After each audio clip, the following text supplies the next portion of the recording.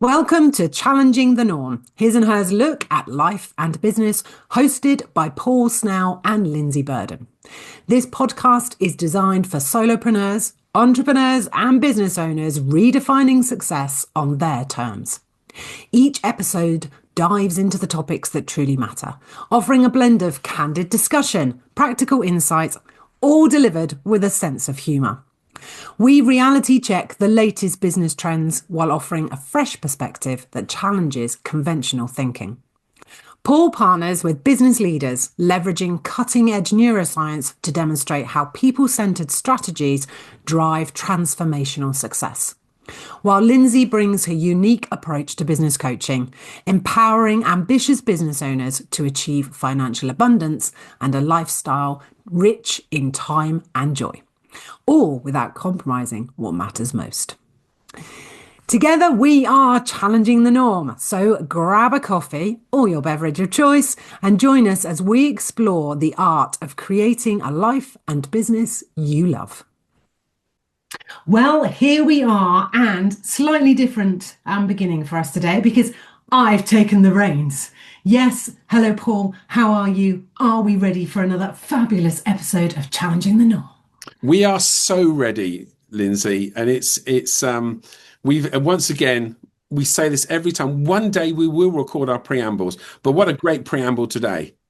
We have, and the reason that we've swapped seats, I think there was a time when we used to alternate it, but now we kind of have got into our rhythm, and quite often you start them off. But I'm taking over because I have recognised the last couple of episodes I've been on my soapbox.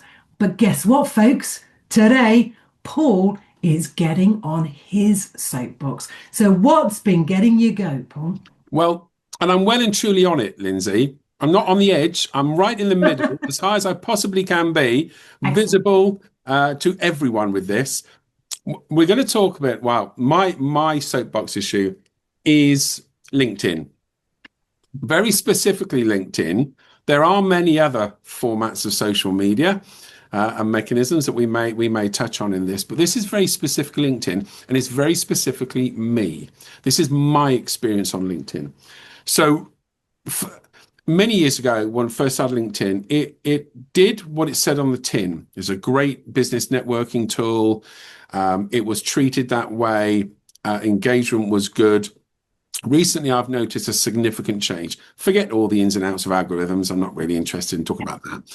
But there are a few things that are starting to get my goat. I think I borrowed that phrase from you in the past few episodes. One of them is the mechanism we use on LinkedIn to try and generate engagement.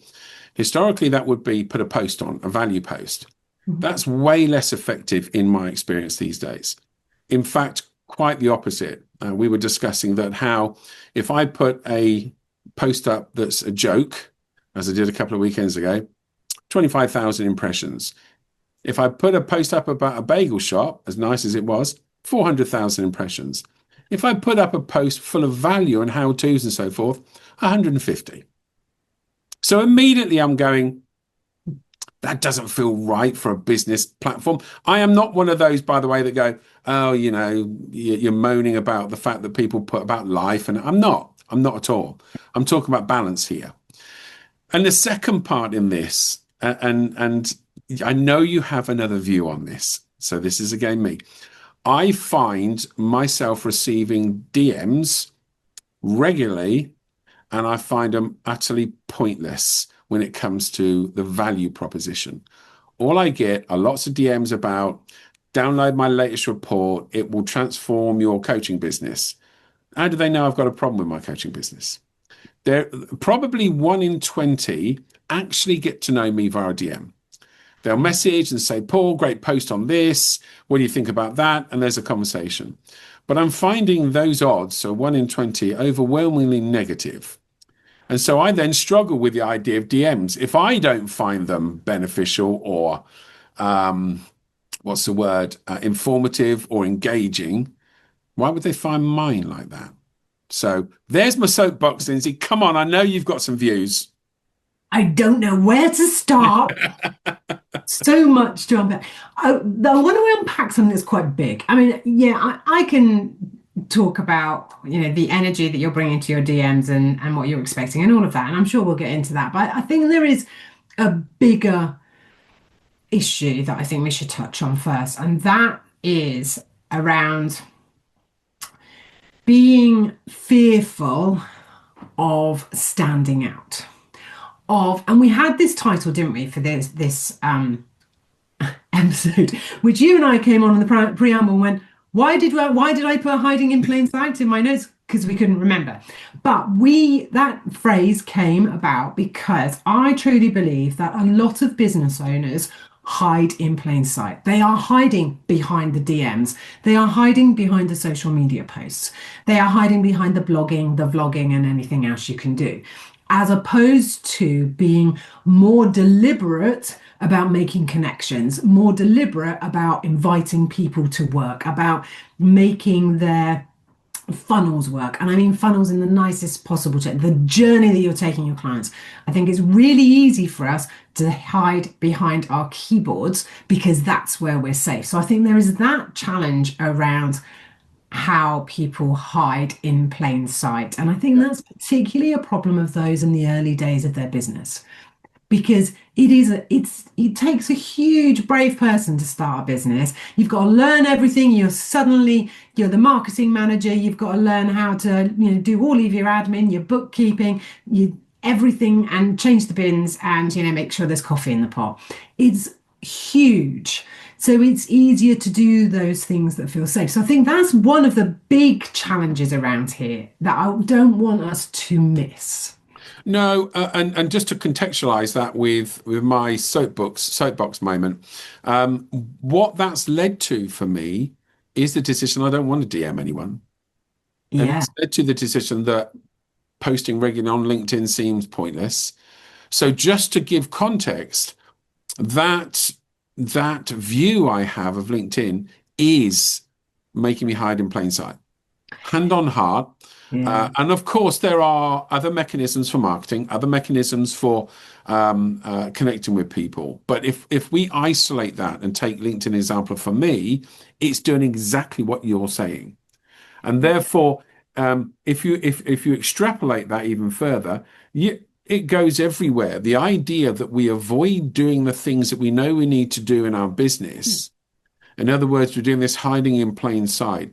And it can be fundamentally the difference between success and failure, right? If we are completely uncomfortable with doing a sales call, you can be fantastic with social media. You can be fantastic with doing your program or product or training, whatever it is. You aren't going to sell anything. No. So just picking up on it, and I do this a lot with my clients. But I get so many emails in my inbox. Why would I start writing one?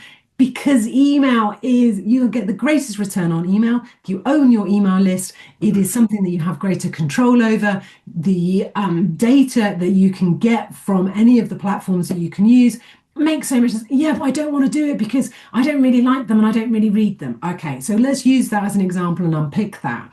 Because you are in control, Paul, all the time. You are in control of what you see on your LinkedIn feed and how you deal with, in rabbit ears, those DMs. So if we just use the email example, one of the, a couple of things I tell people to do immediately, tell my clients to do, okay, go through every time you receive an email, does it still resonate? Do you still want to receive it? If not, just unsubscribe. You're doing yourself a favor, you're doing the sender a favor because you're not helping their reach.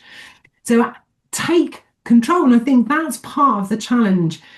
And we use these excuses. Oh, I don't like DMs. Oh, LinkedIn's rubbish. Oh, it's all full of this. It's all full of that. And we will all see it in different ways. And we can choose. And we talked about choosing, I believe, in our last one. We can choose for it to impact us. We can choose how we feel about it. We can choose the perspective we put on it. And it will be different from the next person. Because I believe we curate. And certainly LinkedIn, you will curate. And it's really interesting, because there are a lot of posts at the moment by women who are calling out men who are sending inappropriate DMs. Now, I find this fascinating because I don't receive any. Don't receive any. Now, I could start really worrying about the way I look the way I come across, and all of those things. But I think it comes down to how I show up does not invite that kind of intention. Now, I am probably putting myself out there for others to come back and say, well, it shouldn't be about how we dress, what we say, and all of those things. And I agree with all of that. And I don't deliberately hold back who I am. It just happens that the way I am and the way I show up doesn't attract that kind of attention. But equally, I'm really careful who I connect with, where I comment, who I DM. So I'm making sure that, if you like, I'm protecting that space. But if we use that example of this, these terrible DMs that many women are receiving, and the comments that men write on posts, it's a bit like, if you were new to business, you'd go, oh, I don't want to be here. I don't, because you said it, and I'm not quite sure how you said it, but you said, if you can have the best products in the world, you can be the most amazing, but if you can't hold or close a sales call, you don't have a business. You have to be able to close the sale. And that starts with, you have to have the confidence to be visible, to show up.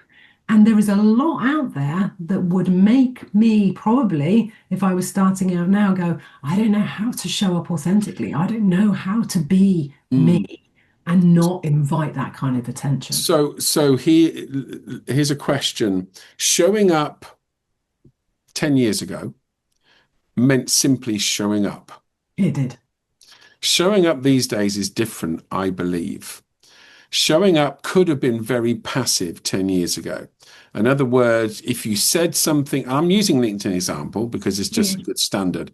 If you said something interesting, if you were different, if you stood out because you were offering value, you got noticed. You did stand out. You don't do that. Doesn't happen anymore. Well, that's not fair. It doesn't appear to happen as much as it used to. So it seems like we need to go a step further now. Seems like, rather than invite in a conversation, it seems like we need to be proactive in having a conversation. Now, there's nothing wrong with that. That's not a bad point or a negative or anything. It's just an observation.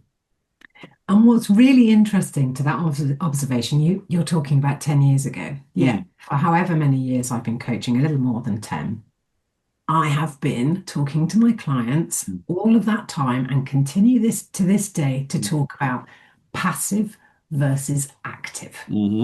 So if we use marketing, for example, as a big example, but we can use email marketing. I would say to my client, if they are sending an email to a list, however many, that might be a list of 10, that might be a list of 10,000. But if you are going one too many, that is passive activity. When you then look at who's clicked on what link from that email, and then you send an email to that individual, that becomes very active because it's one-to-one. And I use that one-to-many, one-to-one. It's a really great, simple way of understanding the difference between passive, where often we are hiding in plain sight, and that very active. Now, DMs fall in that active space. And I think what's happening, and how you're experiencing it, is it feels a bit like we've gone back to the old world of how many calls can you make today? We've just replaced how many calls, thinking of a call center, to how many DMs can be sent. Yes. Those DMs are not. Now, I see that activity on Instagram. Yeah. It's constant. Mainly telling me how awful my YouTube channel is and how I can solve all of my problems. I just ignore them because I think you do. And I try to remember those people sat in the call center who have to make X amount of calls per day. And I always think that's a job that someone's got to do. So I kind of go, and I delete on Instagram. People do not send me a message on Instagram about how appalling my YouTube channel is and how much you can help me, because I will delete and block. That's what I do. And that's a choice I can make. And it goes back to that choice. I'm in charge of that. Yeah. I'll get rid of them. I don't have to engage with them. But I think that's easier for us, Paul. And we've talked about this. We've been around the block a long time. we've been there, done that. And I think it's easier for us to not be impacted, Yeah. not to be hurt by some of those messages. Do you think, I think you're very true, but I have an interesting view for you based on this idea of hiding in plain sight. I know your very active involvement with Only, the networking group, right? I know you're passionate about it. I've experienced it, and it is incredibly engaging. So if you're on a call with 20 other business owners, it's I find a very easy thing to do, to connect, to discuss, to develop. I don't find that necessarily on social media. In your professional opinion, because I know you're good at all of this, where do you see the value in the difference in value or the difference in impact between what is networking, like Only, and what is social media, like LinkedIn? Oh, please, let's do a whole episode on networking. You have fed me a beautiful line. Now, to answer your question, I am absolutely a lazy extrovert. I love networking, but I do not want to leave the house. So online networking, I am all over it. It suits my personality. I love it. You've come to meetings that I've hosted, and I am a massive fan of Only. I think it's an incredible network, and I've been networking for over 20 years, and I've run my own. So for me to say it is the best, it really is. And how I see it, so if I take my host hat off and sit as a person in the room, what we're doing in that room is we're starting the conversation. What we're doing in that room is listening. What we can, oh, they just said that, or they wrote that in the chat box, or, oh, I really want to talk more to them. That is that intro. It's your first step towards deepening that connection, deepening that relationship, exploring that relationship. And sometimes we meet people at networking that we're just going to be really great pals with. Yeah. Others you will collaborate, you'll work with, you'll refer, people will refer you, but it takes time. Now you can collapse the time, because I always say that networking is a really long game. It's a really long game because it takes a long time to develop relationships. Only has some incredible benefits that helps collapse that time. But if you're going to a networking group that only meets on a monthly basis, LinkedIn is how you collapse the time. And I see LinkedIn as another networking room, if you like. But in relation to networking, that one-to-one that you need to develop, that you're developing, LinkedIn is just genius. Connect with them, have conversations with them on their posts. They'll have conversations with you on their posts. Drop into their DMs, start a conversation then. Get on a one-to-one, have another one-to-one in 3 months' time. It's how you really find out whether you're connected with that person, how you could be connected, how you can refer, how they can refer. And now I've said that out loud, Paul, I think that's why, one, I don't get sleazy DMs. Two, I don't get as many of the DMs telling me that they can give me 50 leads by week last Tuesday. I get very few of those. I get all of that stuff on Instagram. And I truly believe it's because where Only is concerned, the network wants to be on LinkedIn. We use LinkedIn. So therefore, we are using it in a very positive way. That's actually a really good description, and it makes lots of sense. I can see how it could get very easy to say, well, they're two different things. They're two separate. If you're hiding in plain sight, they both have a role to improve that. Actually, what I'm hearing, and makes so much sense, is they are actually very connected. They are. And they both provide a vehicle to get to a point where you have a relationship with someone in business context or friendship. I mean, come on. It was you replying to one of my emails that got us talking. And then we were linked on LinkedIn and so forth and so forth. So it is, I can see two things. I can see how hiding in plain sight can be really easy. Yeah. Really easy. I can also see a really nice process that you're taking us through to not hide in plain sight from an engagement perspective. I appreciate this is a huge subject. So hiding in plain sight because you put the wrong message out there, hiding in plain sight because you don't want to do the difficult sales conversations, hiding in plain sight because you think another qualification will resolve that problem. There are whole other issues to discuss, possibly another episode. But in this one, the nuggets that are coming out for me, listening to you, are definitely are multiple. One is it is very effective to use LinkedIn to, as you describe it, almost fine-tune your funnel, fine-tune your relationship so that you begin to develop, if you meet someone at an only networking call, you probably have, I don't know, 15 minutes tops. You need to go from where you go from there. Where are you going to go? How does it go from there? One of the easiest things, say, oh, are you on LinkedIn? We'll link up, shall we? Then having the DM conversation is really quite easy. It is, and it's natural. And it's natural. Just the conversation. Yes. Because to be honest, no disrespect to any marketing experts out there, marketing is nothing more than having a conversation. Okay. Yeah. It just depends where you're in, what stage of the conversation you're at, but that's all marketing is. And it always starts with a conversation. And through the Only Network, I know an incredible couple who are, they're your sales people. If you want to get your sales patter right, if you want to get sales working for you, if you want to get more confident in selling, this couple, they're absolutely the people for you. And for me, that's the kind of people you meet. They're the kind of people I want to have conversations with. They're the people that I will recommend and refer. And that's how it all works in relation to networking and in relation to any conversations that you're going to have. And I think we need to come back to this point that if we're hiding in plain sight, we need to build our confidence. We need to harden, get a little bit tougher actually, and just say, do you know what, I don't really mind what they're all saying. Now that is easier when we're at this age and have been around the block a long time, as I've said. But I really think that you need to connect with those people who are there to, push you forward, who want to support you. And these are the people that I connect with. And that's why my feed is just stunning. I hear that and agree. And I just want to add and say, it can feel a bit daunting, particularly if you're a young person starting a business, this whole idea of cold DMs. And you can find a whole bunch of people that will tell you, I have the perfect solution so that you send cold DMs that will convert. And it just sends me shivers a wee bit here, because that's like, oh, come on, it feels a bit sleazy. But my point here is this.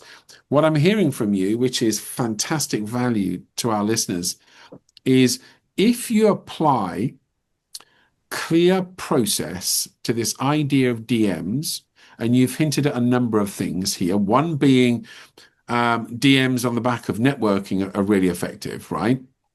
If you apply process to DMs, in other words, don't think DMs is simply, oh, well, I'll just message the first 50 people in my network and say, do you fancy some coaching?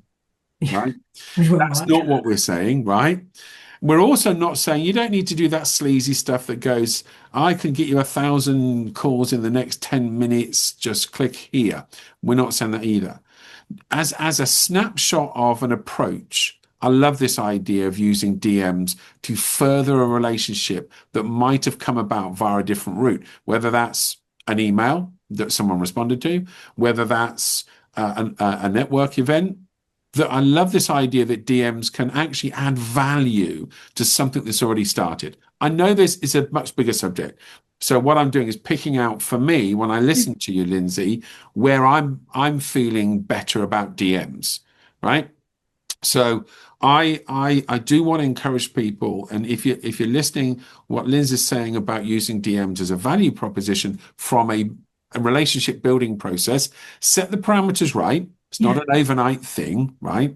I've built relationships on LinkedIn sort of via DMs or via comments on messages. And I love it because now I've got friends all over the world. Yeah. In fact, I have to be really careful about what time zone they're in if I want to have a chat. Yeah. I was on a call this morning at 7 a.m. with a very good friend of mine who I've never met in person, who lives in Australia. And we've known each other for 10 years. We talk twice a month. We were talking about the fact he's moving to Tasmania next February. So I do want to encourage people and say relationships like that do add value. They really, and the process to get there, your idea of how that could work, Lindsay, is genius. I know you're going to turn around and be very modest about it and say, well, it's not rocket science, Paul. I understand. but your explanation puts perspective in place. Whereas if you're sitting in front of your computer, as we are now, thinking, crikey, I've got to do some DMs because that's what seems to be the thing. What do I write, and do I write it to them? Why would they want to listen to me? Yeah, and I think that comes back to, it's not just about DMs, and we're using LinkedIn, but you can send DMs on Instagram and other platforms. So this whatever process you design for you, you can replicate on other platforms. And there is a guy, I'm not going to mention him, but there is a guy that I do follow, and I've done some of his training around LinkedIn and using DMs. But he will tell you, you have to start building the relationship before you start with that piece around how can I help, da da da da.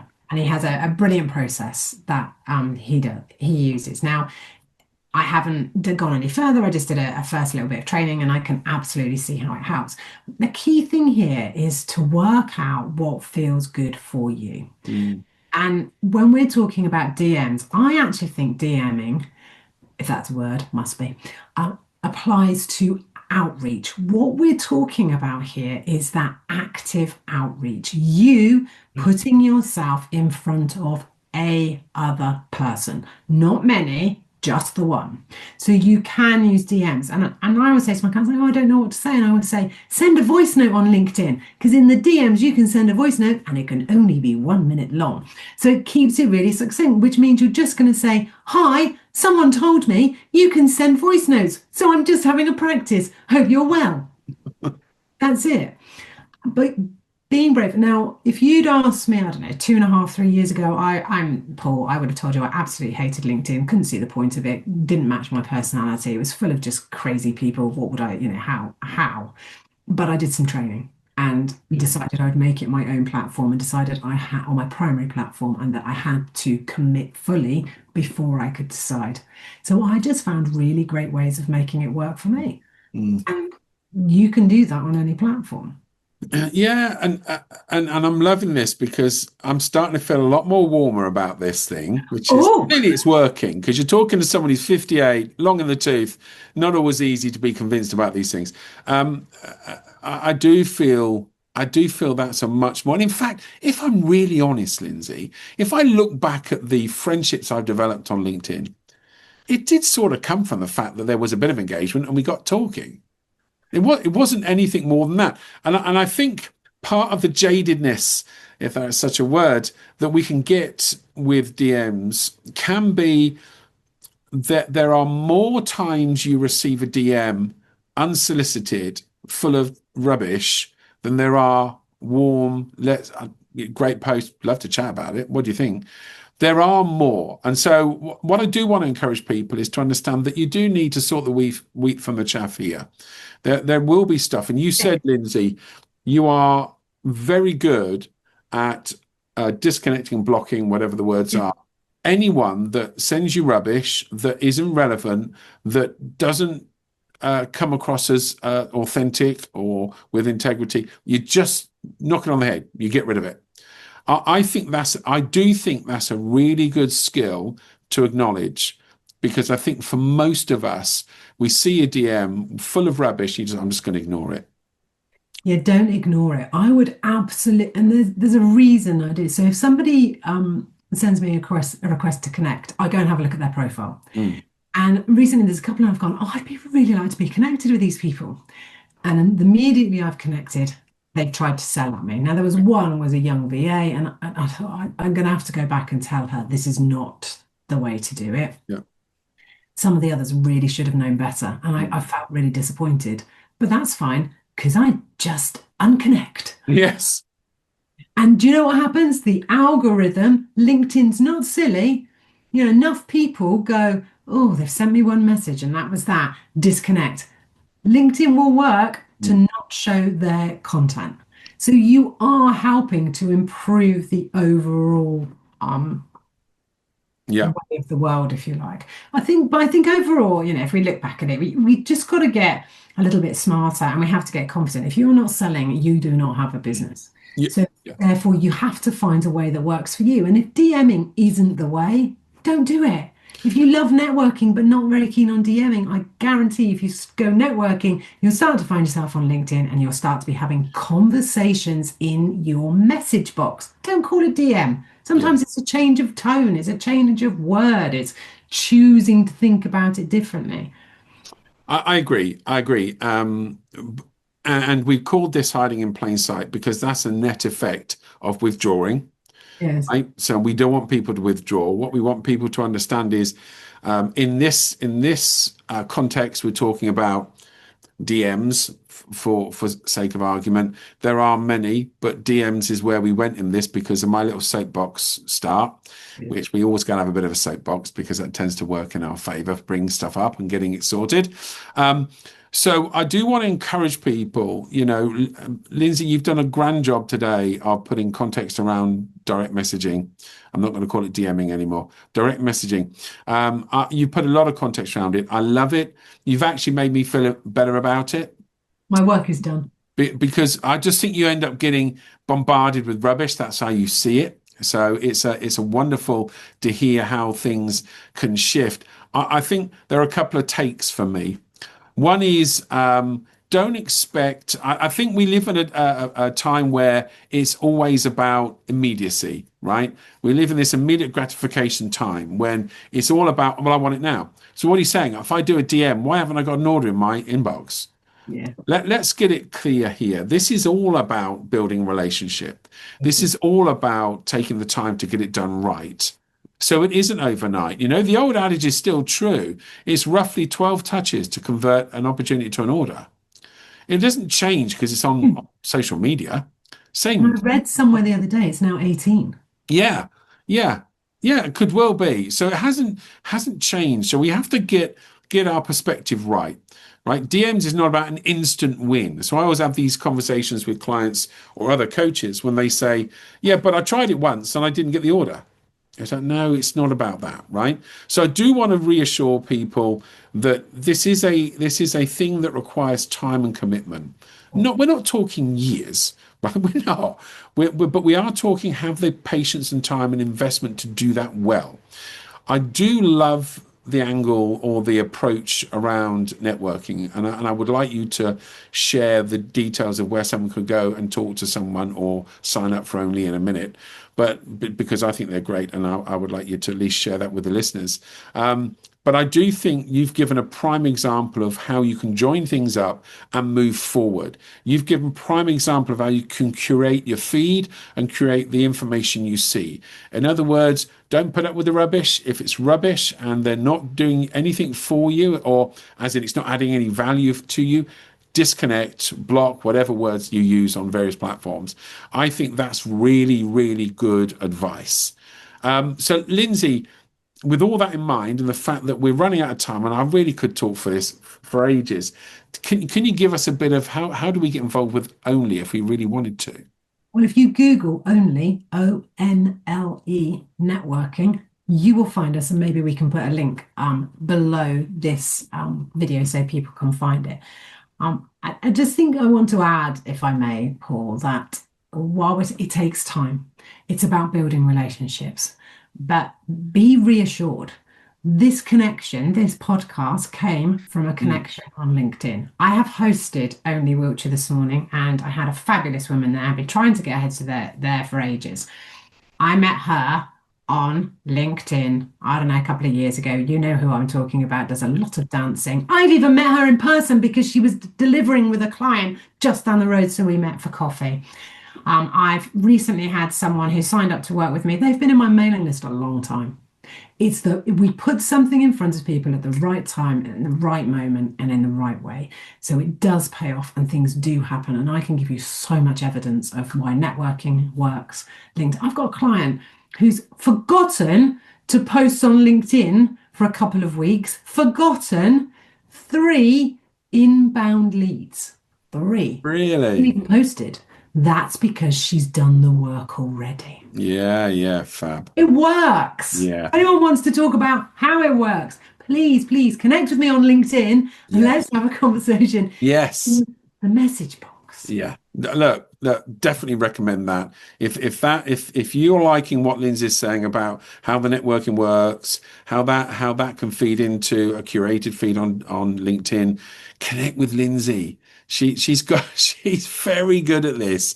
Otherwise, I wouldn't be on my soapbox talking about something, knowing that within the time on this podcast, you'll have managed to get me off my soapbox and with a renewed view of making this work. So all credit to you, Lindsay, in this episode.